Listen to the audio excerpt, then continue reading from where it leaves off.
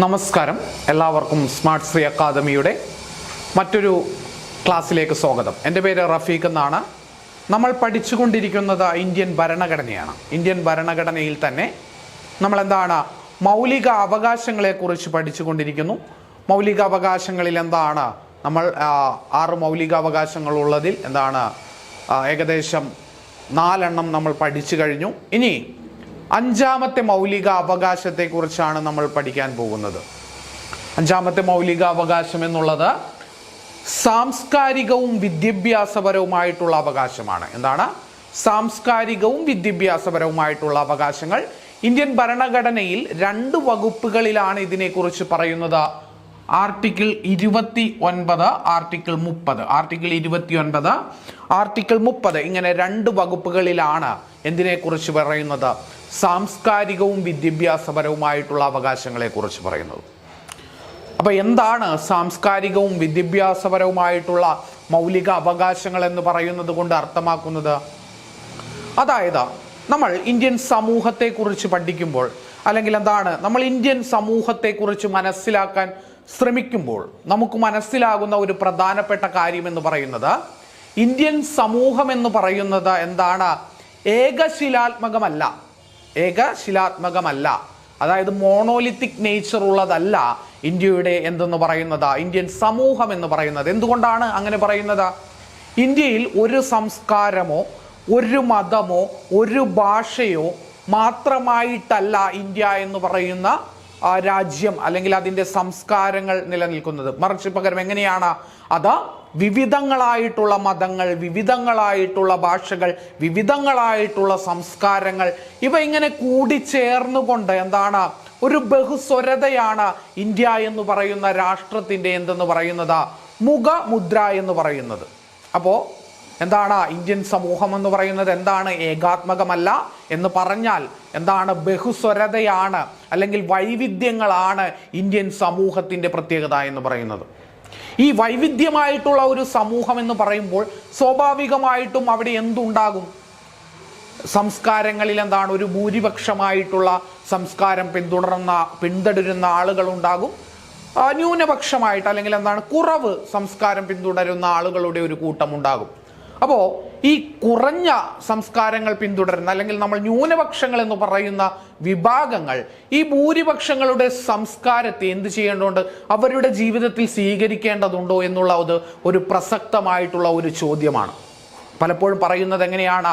ഭൂരിപക്ഷങ്ങളുടെ പല സ്ഥലങ്ങളിലും ഭൂരിപക്ഷങ്ങളുടെ സംസ്കാരത്തെ ന്യൂനപക്ഷങ്ങൾ സ്വീകരിച്ചു പോകേണ്ട അവസ്ഥയാണ്.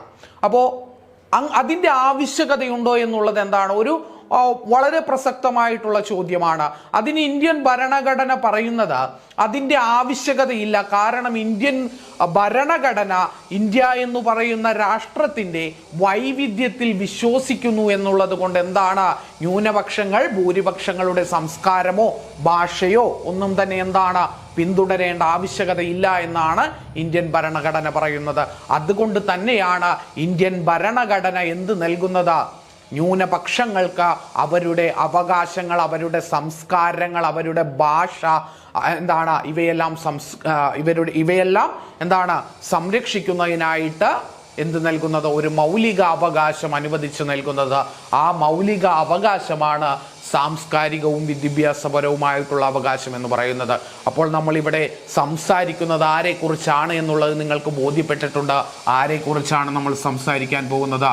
നമ്മൾ സംസാരിക്കാൻ പോകുന്നത് ന്യൂനപക്ഷങ്ങൾ, അല്ലെങ്കിൽ ഇംഗ്ലീഷിൽ മൈനോറിറ്റീസ് എന്ന് പറയുന്ന വിഭാഗത്തെക്കുറിച്ചാണ് നമ്മൾ സംസാരിക്കാൻ പോകുന്നത്.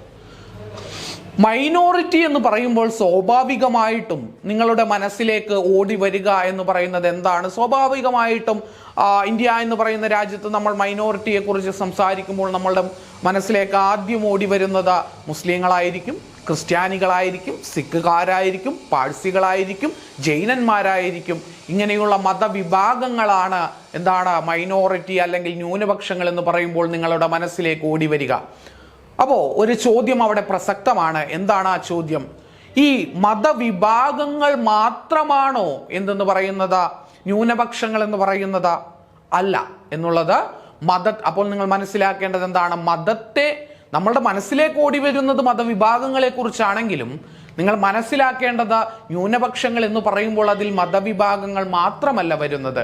കാരണം ന്യൂനപക്ഷം എന്ന് പറയുന്നതിൻ്റെ ഡെഫിനിഷൻ ഇങ്ങനെയാണ്. അതായത് നമ്മളുടെ രാജ്യത്ത് പൊതുവായോ അല്ലെങ്കിൽ നമ്മളുടെ രാജ്യത്തിൻ്റെ ഒരു പ്രദേശത്ത് മാത്രമായിട്ടോ അല്ലെങ്കിൽ നമ്മളുടെ രാജ്യം മൊത്തമായിട്ട് എടുക്കുമ്പോഴോ എന്താണ്, ഒരു വിഭാഗത്തെ അപേക്ഷിച്ച് എണ്ണത്തിൽ കുറവുള്ളവരും ഒരു വിഭാഗത്തെ അപേക്ഷിച്ച് എണ്ണത്തിൽ കുറവുള്ളവരും പൊതുവായ ഒരു ഭാഷയോ മതമോ ഉള്ളവരുമായ ആളുകളെയാണ് നമ്മൾ എന്തെന്ന് പറയുക, മൈനോറിറ്റീസ് എന്ന് പറയുക. എന്താണ് പറയുന്നത്?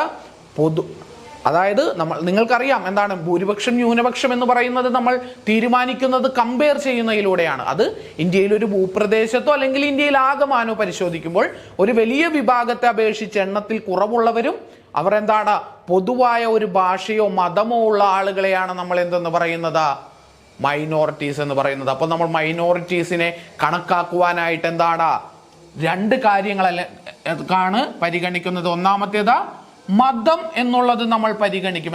മതം അഥവാ റിലീജിയൻ എന്നുള്ളത് നമ്മൾ മൈനോറിറ്റിയെ കണക്കാക്കാൻ പരിഗണിക്കും. രണ്ടാമത്തേത് ഭാഷയും സംസ്കാരവും. ഭാഷയും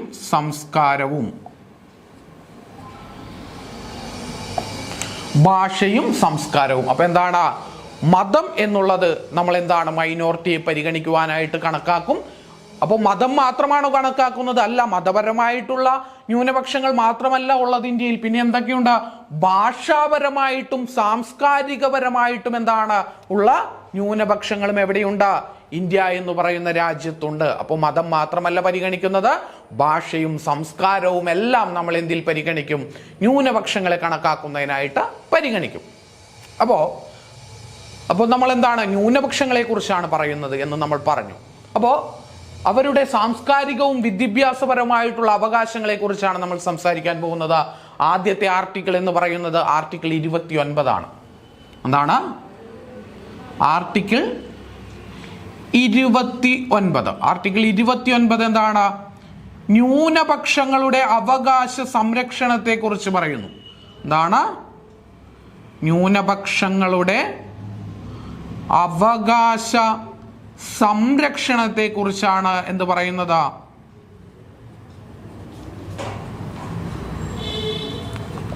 സംരക്ഷണത്തെ കുറിച്ച് പറയുന്നു. ആർട്ടിക്കിൾ 29 ന്യൂനപക്ഷങ്ങളുടെ അവകാശ സംരക്ഷണത്തെ കുറിച്ച് പറയുന്നു. ഇതിന്റെ ആർട്ടിക്കിൾ 29 എക്സ്പ്ലനേഷൻ ഇങ്ങനെയാണ്. ഇന്ത്യയിൽ എവിടെയും തനതായ ഭാഷ, ലിപി, സംസ്കാരം എന്നിവയുള്ള പൗരന്മാരുടെ ഒരു വിഭാഗത്തിന് അവയെ സംരക്ഷിക്കുന്നതിന് അവകാശമുണ്ട് എന്നാണ് ആർട്ടിക്കിൾ 29 പറയുന്നത്. ആർട്ടിക്കിൾ 29 പറയുന്നത് ന്യൂനപക്ഷങ്ങളുടെ അവകാശ സംരക്ഷണത്തെ കുറിച്ചാണ് പറയുന്നത്. അതിന്റെ വിശദീകരണം ഇങ്ങനെയാണ്. പറയുന്നത്? ഇന്ത്യയിൽ എവിടെയുമുള്ള തനതായ ഭാഷ, ലിപി, സംസ്കാരം എന്നിവയുള്ള പൗരന്മാരുടെ ഒരു വിഭാഗത്തിന് അത് സംരക്ഷിക്കുന്നതിനായിട്ട് അവകാശമുണ്ട് എന്നാണ് ആർട്ടിക്കിൾ 29 പറയുന്നത്. അപ്പോൾ ഇന്ത്യയിൽ എവിടെയുമുള്ള തനതായ ഭാഷ, ലിപി, സംസ്കാരം എന്നിവയുള്ള പൗരന്മാരുടെ വിഭാഗത്തിന്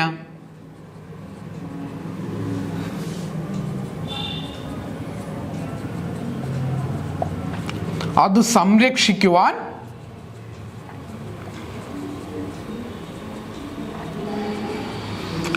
അവകാശമുണ്ട് എന്നാണ് പറയുന്നത്. അവകാശമുണ്ട് എന്നാണ് ആർട്ടിക്കിൾ 29 പറയുന്നത്. ആർക്കാണ് ഇത് ലഭ്യമാകുന്നത്? എല്ലാവർക്കും. വിദേശികൾക്ക് ഇത് ലഭ്യമാകുമോ? ഇല്ല. എന്തുകൊണ്ടാണ്? ആർട്ടിക്കിൾ 29 പറയുന്നത് പൗരന്മാർക്ക് മാത്രം ലഭ്യമാകുന്ന മൗലികാവകാശത്തെ കുറിച്ചാണ്. എന്താണ്? ഇന്ത്യയിലെ പൗരന്മാർക്ക് മാത്രമേ ആർട്ടിക്കിൾ 29 ലഭ്യമാകുകയുള്ളൂ എന്നുള്ള കാര്യം നിങ്ങൾ എന്ത് ചെയ്യുക? വ്യക്തമായിട്ട് മനസ്സിലാക്കുക. അപ്പോ ന്യൂനപക്ഷങ്ങളുടെ അവകാശ സംരക്ഷണത്തെ കുറിച്ചാണ് ആർട്ടിക്കിൾ 29 പറയുന്നത്. അതിന്റെ എക്സ്പ്ലനേഷൻ ഇങ്ങനെയാണ്: ഇന്ത്യയിൽ എവിടെയുമുള്ള തനതായ ഭാഷ, ലിപി, സംസ്കാരം എന്നിവയുള്ള പൗരന്മാരുടെ വിഭാഗത്തിന് അത് സംരക്ഷിക്കുവാൻ എന്തുണ്ട്? അവകാശമുണ്ട്. നമ്മൾ ആരാണ് ന്യൂനപക്ഷങ്ങൾ, ഇന്ത്യയിൽ ആരാണ് ന്യൂനപക്ഷങ്ങൾ എന്നുള്ളത് ഇന്ത്യൻ ഭരണഘടന എവിടെയും പറയുന്നില്ല. കാരണം എന്താണ് എന്ന് പറഞ്ഞു കഴിഞ്ഞാൽ നിങ്ങൾക്കറിയാം, ഇന്ത്യ മുഴുവനായിട്ട് എടുക്കുമ്പോൾ എന്താണ്? മുസ്ലിങ്ങൾ എന്താണ്? ന്യൂനപക്ഷമാണ്. സിഖുകാർ ന്യൂനപക്ഷമാണ്. ബുദ്ധന്മാർ ന്യൂനപക്ഷമാണ്. ക്രിസ്ത്യാനികൾ ന്യൂനപക്ഷമാണ്. പക്ഷെ നമ്മളൊരു സംസ്ഥാനം എടുക്കുകയാണെങ്കിൽ നിങ്ങൾ നോക്കുക, അല്ലെങ്കിൽ ഒരു സംസ്ഥാനം എടുക്കുകയാണ്, ജമ്മു കാശ്മീരിനെ സംബന്ധിച്ച് അവിടെ എന്താണ്? അവിടെ ന്യൂനപക്ഷം എന്ന് പറയുന്നത് ഹിന്ദുക്കളാണ്. ഇനി നാഗാലാൻഡ് എടുത്തു കഴിഞ്ഞാൽ അവിടെ എന്താണ്? അവിടെയും ന്യൂനപക്ഷങ്ങൾ ഹിന്ദുക്കളാണ്. അവിടെ ഭൂരിപക്ഷം എന്ന് പറയുന്ന കമ്മ്യൂണിറ്റി എന്ന് പറയുന്നത് ആരാണ്? ക്രിസ്ത്യാനികളാണ്. അപ്പോ ഇങ്ങനെ പ്രദേശങ്ങൾ അനുസരിച്ച് എന്ത് ഉണ്ട്? ഈ ന്യൂനപക്ഷവും ഭൂരിപക്ഷവും മാറിക്കൊണ്ടിരിക്കും എന്നുള്ളത് കൊണ്ട് തന്നെ ഇന്ത്യൻ ഭരണഘടന എന്താണ്? ആരാണ് ന്യൂനപക്ഷം എന്ന് എന്ത് ചെയ്യുന്നില്ല? ഡിഫൈൻ ചെയ്യുന്നില്ല. പകരം എന്താണ് ചെയ്യുന്നത്? ന്യൂനപക്ഷങ്ങൾ ആരാണ് എന്ന് തീരുമാനിക്കുന്നതിനുള്ള അവകാശം ദേശീയ ന്യൂനപക്ഷ കമ്മീഷന് വിട്ടുകൊടുക്കുകയാണ് ചെയ്യുന്നത്. ദേശീയ ന്യൂനപക്ഷ കമ്മീഷൻ, ദേശീയ ന്യൂനപക്ഷ കമ്മീഷനാണ് ഇന്ത്യയിലെ എന്താ ന്യൂനപക്ഷങ്ങൾ ആരാണ് എന്നുള്ളത് തീരുമാനിക്കുന്നത്. അപ്പോ ഈ ദേശീയ ന്യൂനപക്ഷ കമ്മീഷൻ എന്ന് പറയുന്നത് ആദ്യമായിട്ട് ഇന്ത്യയിൽ ഒരു ന്യൂനപക്ഷ കമ്മീഷൻ ഉണ്ടാകുന്നത് 1978 എന്താണ്? ആദ്യമായിട്ട് ഇന്ത്യയിൽ ഒരു ന്യൂനപക്ഷ കമ്മീഷൻ ഉണ്ടാകുന്നത് 1978. പക്ഷെ അതെന്താണ്? അത് നാഷണൽ മൈനോറിറ്റി കമ്മീഷൻ അല്ല, അല്ലെങ്കിൽ എന്താണ്? ദേശീയ ന്യൂനപക്ഷ കമ്മീഷൻ അല്ല. അത് വെറും ന്യൂനപക്ഷ കമ്മീഷനാണ്. അപ്പോ ഇന്ത്യൻ പാർലമെന്റ് 1992 ഒരു നിയമം പാസ്സാക്കുന്നു. ആ നിയമത്തിന്റെ പേരാണ് ദേശീയ ന്യൂനപക്ഷ കമ്മീഷൻ ആക്ട്, അല്ലെങ്കിൽ എന്താണ്? നാഷണൽ മൈനോറിറ്റി കമ്മീഷൻ ആക്ട് എന്ന് പറഞ്ഞുകൊണ്ട് ഒരു നിയമം ഇന്ത്യൻ പാർലമെന്റ് പാസ്സാക്കുന്നു 1992. എന്താണ് നിയമത്തിന്റെ പേര്? ദേശീയ ന്യൂനപക്ഷ കമ്മീഷൻ ആക്ട് എന്നാണ് ആ നിയമത്തിന്റെ പേര്. പാസാക്കിയ വർഷം എന്നാണ്? 1992. ഈ നിയമത്തെ പിൻപറ്റിക്കൊണ്ടാണ് ഇന്ത്യയിൽ എന്ത് രൂപീകരിക്കപ്പെടുന്നത്? ദേശീയ ന്യൂനപക്ഷ കമ്മീഷൻ രൂപീകരിക്കപ്പെടുന്നത്. 1993 മെയ് 17 എന്ത് രൂപീകരിക്കപ്പെടുന്നത്? ഇന്ത്യയിൽ ഒരു ദേശീയ മൈനോറിറ്റി കമ്മീഷൻ, അല്ലെങ്കിൽ നാഷണൽ മൈനോറിറ്റി കമ്മീഷൻ, ദേശീയ ന്യൂനപക്ഷ കമ്മീഷൻ രൂപീകരിക്കപ്പെടുന്നത് എന്നാണ്. 1993 മെയ് മാസം 17 മെയ് മാസം 17 എന്ത് രൂപീകരിക്കപ്പെടുന്നത്? Minority commission രൂപീകരിക്കപ്പെടുന്നത്. ഈ മൈനോറിറ്റി കമ്മീഷനിൽ മൊത്തത്തിൽ 7 അംഗങ്ങളാണുള്ളത്. എന്താണ്? മൊത്തത്തിൽ 7 അംഗങ്ങളാണുള്ളത്. അതായത് ഒരു ചെയർമാനും 6 അംഗങ്ങളും. എങ്ങനെയാണ്? അംഗങ്ങളുടെ എണ്ണം എന്ന് പറയുന്നത് എന്താണ്? 7 6 + 1 എന്ന് പറയുന്നത് ആരാണ്? ചെയർമാൻ ആണ്. മൊത്തം 7 അംഗങ്ങളാണ് ന്യൂനപക്ഷ കമ്മീഷനിലുള്ളത്. ഇവരുടെ കാലാവധി എന്ന് പറയുന്നത് എത്രയാണ്? 3 വർഷമാണ്. 3 വർഷം ആണ് എന്തെന്ന് പറയുന്നത് ഇവരുടെ കാലാവധി എന്ന് പറയുന്നത്. അപ്പോൾ 1993 മെയ് 17 എന്ത് ചെയ്യുന്നത്? ഇന്ത്യയിൽ ഒരു ന്യൂനപക്ഷ കമ്മീഷൻ രൂപീകരിക്കപ്പെടുന്നത്. അതിലെന്താണ്? 7 അംഗങ്ങളാണ് ഉണ്ടായിരുന്നത്. ഇവരുടെ കാലാവധി എന്ന് പറയുന്നത് എന്താണ്? 3 വർഷമാണ്. ഇനി ദേശീയ ന്യൂനപക്ഷ അവകാശ ദിനം എന്നറിയപ്പെടുന്നത് ഡിസംബർ 18 എന്താണ്? ദേശീയ ന്യൂനപക്ഷ അവകാശ ദിനം എന്നറിയപ്പെടുന്നത് എന്താണ്? ഡിസംബർ 18-ാം തീയതിയാണ്. ഡിസംബർ 18-ാം തീയതിയാണ്. അപ്പോ ഇങ്ങനെയാണ് ദേശീയ മനുഷ്യാവകാശ കമ്മീഷൻ രൂപീകരിക്കപ്പെട്ടത്. ഈ ദേശീയ മനുഷ്യാവകാശ കമ്മീഷനാണ് ആരെ തീരുമാനിക്കുന്നത്? ന്യൂനപക്ഷങ്ങളെ തീരുമാനിക്കുന്നത്. അപ്പോ ഈ ദേശീയ മനുഷ്യാവകാശ കമ്മീഷൻ ഇന്ത്യയിൽ എന്താണ് ന്യൂനപക്ഷങ്ങൾ എന്ന് പറഞ്ഞ് നോട്ടിഫൈ ചെയ്തിരിക്കുന്ന വിഭാഗങ്ങൾ ഇവയെല്ലാമാണ്. ഒന്ന്, മുസ്ലിങ്ങളുണ്ട്, ക്രിസ്ത്യാനികൾ, പിന്നെ എന്താണ് സിഖുകാരുണ്ട്, ബുദ്ധമത വിഭാഗം, പിന്നെ എന്താണ് ജൈനമതം, പിന്നെ സൗരാഷ്ട്രീയർ എന്ന് പറയുന്ന ഒരു വിഭാഗമുണ്ട്. എന്താണ്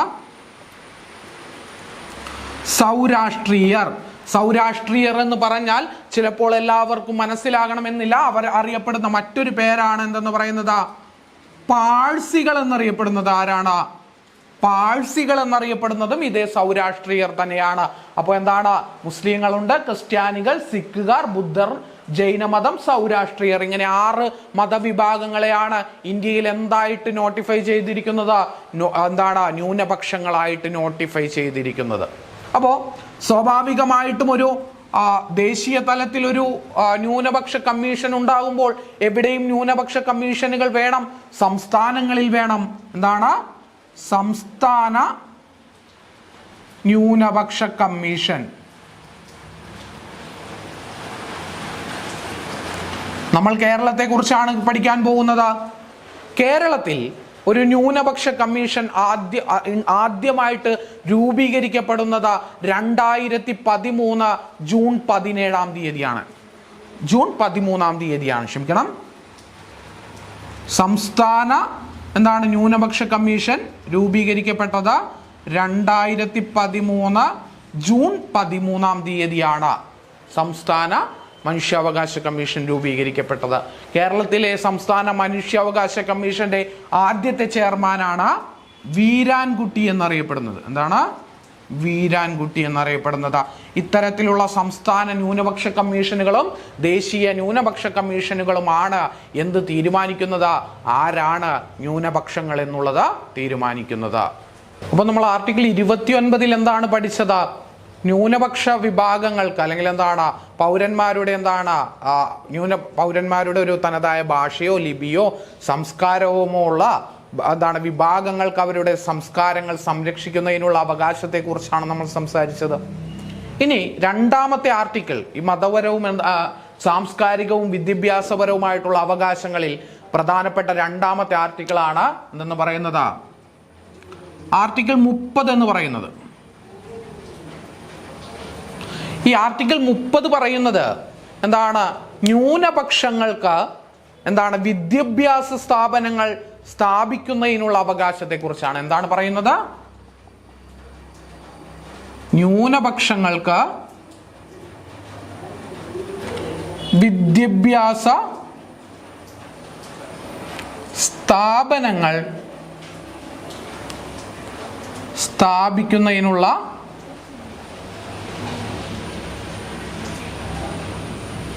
അവകാശം. അതായത് ന്യൂനപക്ഷങ്ങൾ എന്ന് പറയുമ്പോൾ എന്തൊക്കെ വരും? ലിംഗ്വിസ്റ്റിക് മൈനോറിറ്റിയും വരും, റിലീജിയസ് മൈനോറിറ്റീസും വരും. അതായത് മതപരമായിട്ടുള്ള ന്യൂനപക്ഷങ്ങളും ഇതിന്റെ ഭാഗമാണ്. പിന്നെ എന്താണ്? ഭാഷാപരമായിട്ടുള്ള ന്യൂനപക്ഷങ്ങളും എന്തിന്റെ ഭാഗമാണ്? ഈ ന്യൂനപക്ഷങ്ങൾ എന്ന് പറയുമ്പോൾ വരും. ഈ ന്യൂനപക്ഷങ്ങൾ എന്ന പദവി ഇന്ത്യൻ ഭരണഘടനയിൽ അല്ലെങ്കിൽ ആ പദം ഇന്ത്യൻ ഭരണഘടനയിൽ ആദ്യമായിട്ട് ഉപയോഗിച്ചത് ആർട്ടിക്കിൾ 29 എന്നുള്ള കാര്യം കൂടി നിങ്ങൾ മനസ്സിലാക്കുക. അപ്പോൾ ആർട്ടിക്കിൾ 30 പറയുന്നത് ന്യൂനപക്ഷങ്ങൾക്ക് വിദ്യാഭ്യാസ സ്ഥാപനങ്ങൾ തുടങ്ങുവാനുള്ള അവരുടെ അവകാശത്തെ കുറിച്ചാണ്. ന്യൂനപക്ഷങ്ങൾ എന്ന് പറയുമ്പോൾ എന്തൊക്കെ വരും? റിലീജിയസ്, അതായത് മതപരമായിട്ടുള്ള ന്യൂനപക്ഷങ്ങളും ഭാഷാപരമായിട്ടുള്ള അതായത് ലിംഗ്വിസ്റ്റിക് ന്യൂനപക്ഷങ്ങളും, രണ്ടും ഈ ന്യൂനപക്ഷങ്ങൾ എന്ന് പറയുന്നതിൽ വരും. അവർക്ക് എന്തിനുള്ള അവകാശമുണ്ട്? വിദ്യാഭ്യാസ സ്ഥാപനങ്ങൾ അവരുടെ സ്വന്തം ഇഷ്ടപ്രകാരം എന്താണ് അവർക്ക് ഇഷ്ടമുള്ള വിദ്യാഭ്യാസ സ്ഥാപനങ്ങൾ രൂപീകരിക്കുന്നതിനായിട്ട് എന്തുണ്ട്? അവകാശമുണ്ട്. അത് ആ ന്യൂനപക്ഷങ്ങൾ വിഭാഗങ്ങളുടെ എന്താണ് മൗലിക അവകാശമാണ്. എന്തിനു വേണ്ടിയിട്ടാണ് അവർ ഈ വിദ്യാഭ്യാസ സ്ഥാപനങ്ങൾ രൂപീകരിക്കുന്നത്? അവരുടെ തനതായ സംസ്കാരം സംരക്ഷിക്കുന്നതിനും വികസിപ്പിക്കുന്നതിനും വേണ്ടിയിട്ടാണ്. അപ്പോൾ ആർട്ടിക്കിൾ 30 പറയുന്നത് എന്താണ്? ന്യൂനപക്ഷങ്ങൾക്ക് എന്താണ് വിദ്യാഭ്യാസ സ്ഥാപനങ്ങൾ സ്ഥാപിക്കുന്നതിനുള്ള അവകാശത്തെ കുറിച്ചാണ്. അത് മാത്രമല്ല ആർട്ടിക്കിൾ 30 പറയുന്നത്, അതായത് ഗവൺമെന്റ് അല്ലെങ്കിൽ സ്റ്റേറ്റ് അല്ലെങ്കിൽ ഭരണകൂടം എന്ത് നൽകാറുണ്ട്? വിദ്യാഭ്യാസ സ്ഥാപനങ്ങൾക്ക് ധനസഹായം നൽകാറുണ്ട്. എന്താണ്? വിദ്യാഭ്യാസ സ്ഥാപനങ്ങൾക്ക് ധനസഹായം നൽകാറുണ്ട്. അത്തരത്തിൽ വിദ്യാഭ്യാസ സ്ഥാപനങ്ങൾക്ക് ധനസഹായം നൽകുമ്പോൾ എന്ത് ചെയ്യാൻ പാടില്ല? ഈ ന്യൂനപക്ഷ സ്ഥാപനങ്ങളുടെ വിദ്യാഭ്യാസ സ്ഥാപനങ്ങളോട് യാതൊരു വിധത്തിലുള്ള വിവേചനവും പാടില്ല. എന്താണ്? സർക്കാർ വിദ്യാഭ്യാസ സ്ഥാപനങ്ങൾക്ക് ധനസഹായം നൽകുമ്പോൾ എന്ത് പാടില്ല? ന്യൂനപക്ഷ സ്ഥാപനങ്ങളുടെ വിദ്യാഭ്യാസ സ്ഥാപനങ്ങളോട് എന്ത് പാടില്ല? വിവേചനം പാടില്ല. എന്താണ്? ന്യൂനപക്ഷ വിദ്യാഭ്യാസ സ്ഥാപനങ്ങളോട് വിവേചനം പാടില്ല. എന്തിലാണ് വിവേചനം പാടില്ലാത്തത്? ധനസഹായം നൽകുന്നതിൽ വിവേചനം പാടില്ല. ഇനി ഈ പൊതുവായിട്ട് ധനസഹായം നൽകുമ്പോൾ എന്ത് പാടില്ലെന്നാ പറയുന്നത്? ന്യൂനപക്ഷ വിദ്യാഭ്യാസ സ്ഥാപനങ്ങളോട് വിവേചനം പാടില്ല. അതുപോലെ തന്നെ ന്യൂനപക്ഷങ്ങൾക്ക് വിദ്യാഭ്യാസം നൽകുമ്പോൾ അല്ലെങ്കിൽ സഹായം നൽകുമ്പോൾ, അവരുടെ വിദ്യാഭ്യാസ സ്ഥാപനങ്ങൾക്ക് സഹായം നൽകുമ്പോൾ ഈ ന്യൂനപക്ഷങ്ങൾക്കിടയിലും എന്ത് പാടില്ല? ഗവൺമെന്റ് വിവേചനം കാണിക്കാൻ പാടില്ല. ന്യൂനപക്ഷങ്ങൾക്കിടയിലും വിവേചനം പാടില്ല. എന്തിന്റെ കാര്യത്തിലാണ്? സർക്കാർ ധനസഹായം നൽകുമ്പോൾ.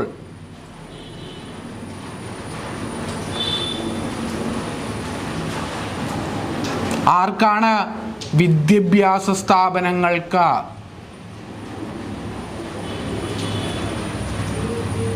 അപ്പോ ഇത് നിങ്ങൾക്ക് മനസ്സിലായി കാണും. അതായത് സർക്കാർ ധനസഹായം നൽകുമ്പോൾ എന്ത് പാടില്ല? ന്യൂനപക്ഷ വിദ്യാഭ്യാസ സ്ഥാപനങ്ങളുടെ മാനേജ്മെന്റുള്ള സ്കൂളുകളോട് എന്ത് പാടില്ല? വിവേചനം കാണിക്കാൻ പാടില്ല. അതാണ് ഒന്നാമത്തെ പോയിന്റ്. രണ്ടാമത്തെ പോയിന്റ് എന്ന് പറയുന്നത് എന്താണ്? ന്യൂനപക്ഷങ്ങൾക്കിടയിലും എന്ത് പാടില്ല? വിവേചനം കാണിക്കുവാനായിട്ട് പാടില്ല. അതായത് ഒരു ന്യൂനപക്ഷ മതവിഭാഗത്തിന് കൂടുതൽ കാശ് അനുവദിക്കുക, മറ്റൊരു ന്യൂനപക്ഷ വിഭാഗത്തിന് എന്താണ് കുറവ് കാശ് അനുവദിക്കുക, അല്ലെങ്കിൽ അനുവദിക്കാതിരിക്കുക. ഇത്തരത്തിലുള്ള വിവേചനവും ആര് ചെയ്യാൻ പാടില്ല? ഗവൺമെന്റ് ചെയ്യാൻ പാടില്ല എന്നും ആർട്ടിക്കിൾ 30 തന്നെ പറയുന്നുണ്ട്. പിന്നെ മറ്റൊരു കാര്യം പറയുന്നത് എന്താണെന്ന് പറഞ്ഞു കഴിഞ്ഞാൽ, ന്യൂനപക്ഷങ്ങൾക്ക് അവരുടെ മാതൃഭാഷയിൽ എന്താണ് വിദ്യാഭ്യാസം ചെയ്യുവാനുള്ള അവകാശം ഈ ആർട്ടിക്കിൾ നൽകുന്നുണ്ട്. എന്താണ്? ന്യൂനപക്ഷങ്ങൾക്ക് അവരുടെ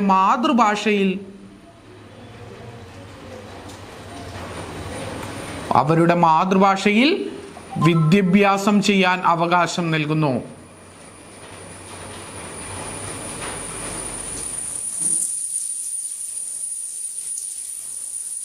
ഇതാണ് എന്തെന്ന് പറയുന്നത്? ആർട്ടിക്കിൾ 30 എന്ന് പറയുന്നത്. അപ്പൊ ആർട്ടിക്കിൾ 30 എന്താണ്? ന്യൂനപക്ഷങ്ങൾക്ക് ലിംഗ്വിസ്റ്റിക് ആയിക്കോട്ടെ, റിലീജിയസ് ആയിക്കോട്ടെ, ഈ മൈനോറിറ്റീസിന് എന്താണ് വിദ്യാഭ്യാസ സ്ഥാപനങ്ങൾ സ്ഥാപിക്കുന്നതിനുള്ള അവകാശമുണ്ട്.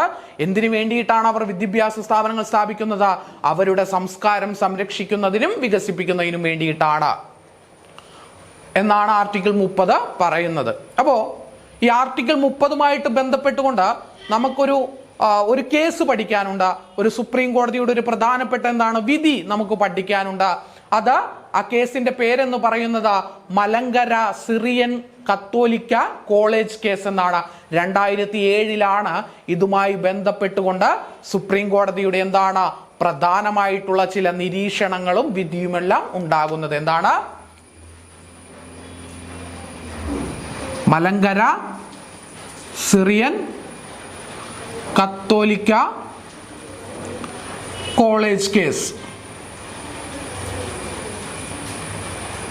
2007 ഈ കേസിലാണ് ഇന്ത്യയുടെ സുപ്രീം കോടതി എന്താണ് ന്യൂനപക്ഷ വിദ്യാഭ്യാസ സ്ഥാപനങ്ങൾക്കുള്ള പ്രത്യേകമായിട്ടുള്ള അവകാശങ്ങൾ, അധികാരങ്ങൾ എന്നെല്ലാം സുപ്രീം കോടതി ആ വിധിയിൽ എന്ത് ചെയ്യുന്നുണ്ട്? അക്കമിട്ട് പറയുന്നുണ്ട്. അപ്പൊ നമ്മൾ അതാണ് നോക്കാൻ പോകുന്നത്. ന്യൂനപക്ഷ വിദ്യാഭ്യാസ സ്ഥാപനങ്ങൾക്കുള്ള അവരുടെ പ്രത്യേകമായിട്ടുള്ള അവകാശങ്ങളും അധികാരങ്ങളെ കുറിച്ചുമാണ് നമുക്ക് നോക്കാനുള്ളത്. അതായത് ഈ കോളേജ് കേസിൽ, മലങ്കര സിറിയൻ കത്തോലിക്ക കോളേജ് കേസിൽ സുപ്രീം കോടതിയുടെ പ്രധാനപ്പെട്ട വിധി പ്രസ്താവനത്തിൽ പറയുന്ന കാര്യങ്ങൾ ഇങ്ങനെയാണ്. ഒന്നാമത്തേത്, ഇത്തരം സ്ഥാപനങ്ങളുമായി ബന്ധപ്പെട്ടിട്ടുള്ള ഭരണ ബോർഡ്, അതായത് ഭരിക്കുന്നതിനായിട്ടൊരു അഡ്മിനിസ്ട്രേറ്റീവ് ബോഡി ഉണ്ടാവും. ആ ബോർഡിനെ നിശ്ചയിക്കുവാനുള്ള അധികാരം ആർക്കായിരിക്കും? ഇവർക്കായിരിക്കും. എന്താണ്? ഭരണ ബോർഡിനെ നിയമിക്കാനുള്ള അവകാശം അല്ലെങ്കിൽ അധികാരം.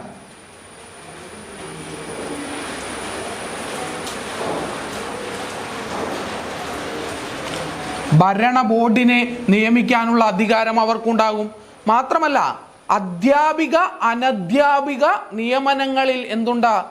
അത് നടത്തുവാനുള്ള അധികാരവും അവർക്ക് തന്നെയായിരിക്കും. എന്താണ്? അധ്യാപിക അനധ്യാപിക നിയമനം നടത്തുന്നതിനുള്ള അധികാരമുണ്ടായിരിക്കും. ആർക്ക്? ആ വിദ്യാഭ്യാസ സ്ഥാപനത്തിന് തന്നെ ഇതൊക്കെ നടത്തുന്നതിനായിട്ടുള്ള അധികാരമുണ്ടായിരിക്കും. അതിലൊന്നും ഗവൺമെന്റിനോ മറ്റാർക്കും തന്നെയോ എന്ത് ചെയ്യാൻ കഴിയില്ല? ഇടപെടാൻ കഴിയില്ല. മാത്രമല്ല, കുട്ടികളുടെ കയ്യിൽ നിന്നും ന്യായമായിട്ടുള്ള ഫെയർ ഫീസ് എന്നാണ് പറയുന്നത്, ന്യായമായിട്ടുള്ള ഒരു പ്രവേശന ഫീസ് വാങ്ങിക്കുവാനും ആർക്ക്? ഈ ന്യൂനപക്ഷ സ്ഥാപനങ്ങളുടെ കീഴിലുള്ള വിദ്യാഭ്യാസ സ്ഥാപനങ്ങൾക്ക് അധികാരമുണ്ടാവും. എന്താണ്? വിദ്യാർത്ഥികളിൽ നിന്ന്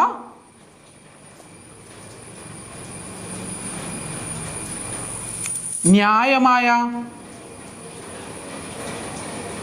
പ്രവേശന ഫീസ് അത് നിശ്ചയിക്കുവാനായിട്ട് എന്താണ്? അധികാരമുണ്ടായിരിക്കും. അത് ന്യായമായിട്ടുള്ള പ്രവേശന ഫീസ് എന്താണ്? വിദ്യാർത്ഥികളിൽ നിന്ന് ന്യായമായിട്ടുള്ള പ്രവേശന ഫീസ് എന്താണ്? നിശ്ചയിക്കുവാനുള്ള അധികാരം ഇവർക്കുണ്ടാകും. മാത്രമല്ല, അതായത് ഈ ന്യൂനപക്ഷ സ്ഥാപനങ്ങളുടെ വികസനത്തിന് വേണ്ടി എന്താണ്? അവരുടെ സ്വത്തുക്കൾ ഉപയോഗിക്കുന്നതിനായിട്ടുള്ള അവകാശവും അവർക്കുണ്ടാവും. എന്താണ്? ന്യൂനപക്ഷ വിദ്യാഭ്യാസ സ്ഥാപനങ്ങളുടെ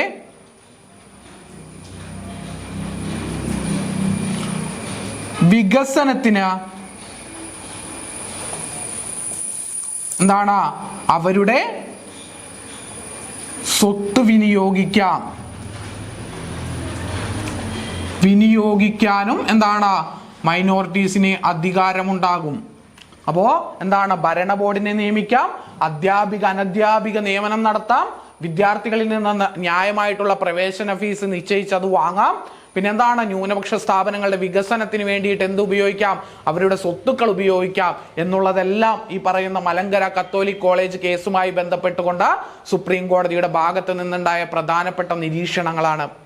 ഇത് മാത്രമല്ല, ഇതുമായി ബന്ധപ്പെട്ടുകൊണ്ട് സുപ്രീം കോടതി പ്രധാനപ്പെട്ട നിർദ്ദേശങ്ങളും കൂടി മുന്നോട്ട് വെച്ചു, അല്ലെങ്കിൽ നിരീക്ഷണങ്ങളും കൂടി ഈ കേസിൽ നടത്തുകയുണ്ടായി. അതിൽ ഒന്നാമത്തെ നിരീക്ഷണം എന്ന് പറയുന്നത് വളരെ പ്രധാനപ്പെട്ട ഒരു നിരീക്ഷണമാണ്. അതായത് ന്യൂനപക്ഷ സ്ഥാപനങ്ങൾക്ക് ഇത്തരം അവകാശങ്ങൾ നൽകുന്നത് എന്തിനു വേണ്ടിയാണ് എന്നുള്ളത് സുപ്രീം കോടതി അവിടെ പ്രതിപാദിക്കുകയുണ്ടായി. അതായത് ന്യൂനപക്ഷങ്ങളെ ഭൂരിപക്ഷങ്ങളെക്കാൾ ശക്തരാക്കുക എന്നുള്ളതല്ല ഇതിന്റെ ലക്ഷ്യമെന്ന് പറയുന്നത്. ഇത്തരം പ്രത്യേക അവകാശങ്ങൾ അവർക്ക് നൽകുക എന്നുള്ളതിന്റെ ലക്ഷ്യം എന്താണ്? ന്യൂനപക്ഷങ്ങളെ ഭൂരിപക്ഷങ്ങളെക്കാൾ ശക്തരാക്കുക എന്നുള്ളതല്ല, മറിച്ച് എന്താണ്?